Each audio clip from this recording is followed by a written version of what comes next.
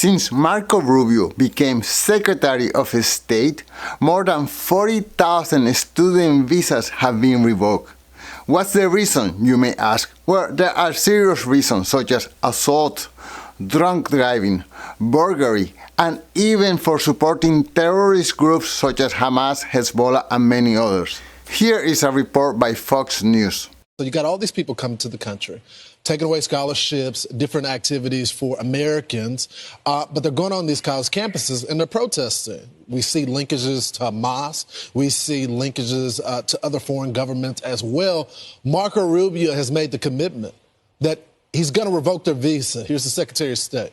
We do it every day. Every time I find one of these lunatics, I take away their visa. You're saying it could be more than 300 sure, visas? I hope. At some point, I hope we run out because we've gotten rid of all of them. But we're looking every day for these lunatics.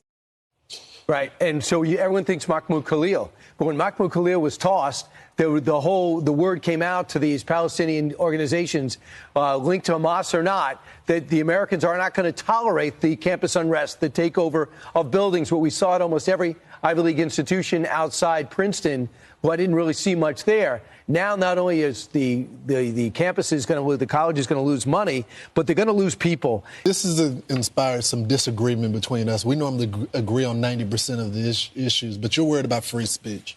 I'm not. So first of all, I would never be a student in, say, Mexico City and go and protest their government. I'm just not interested. I think that's just rude, and you're not being a good guest, so I'm with that. I also don't believe in violence. You know, I'm a peacenik. Yeah. I don't think we should have violence, and I don't believe in terrorists. I don't want anyone here who has ties to Hamas.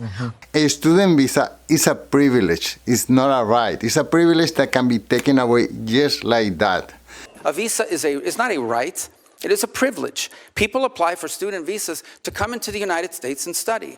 And if you tell me that you're coming to the United States to lead campus crusades, to take over libraries and try to burn down buildings and acts of violence, we're going to continue to revoke the visas of people who are here as guests and are disrupting our higher education facilities. I came to Canada as a student. I came with a student visa.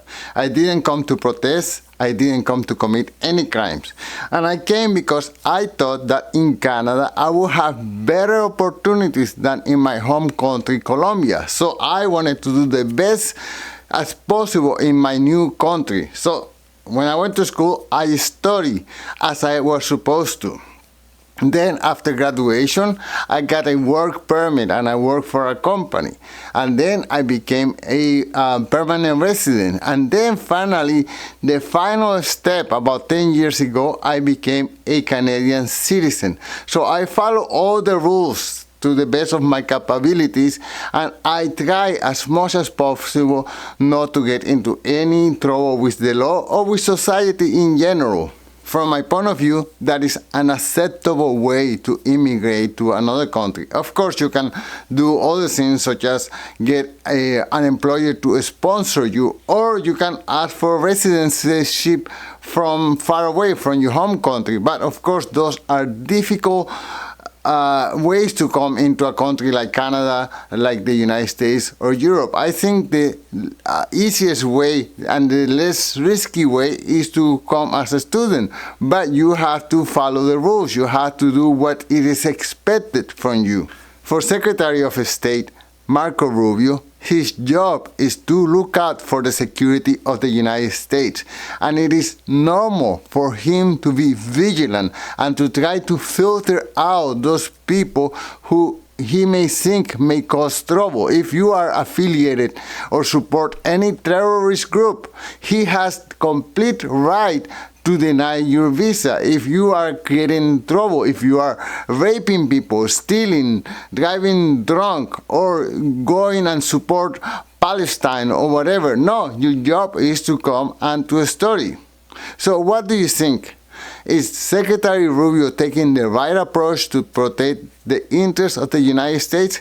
Let me know in the comments below. But before you go, don't forget to sign up for our newsletter at alainguillot.com/newsletter so that you will never miss an episode. Thank you so much for watching, and until next time, peace.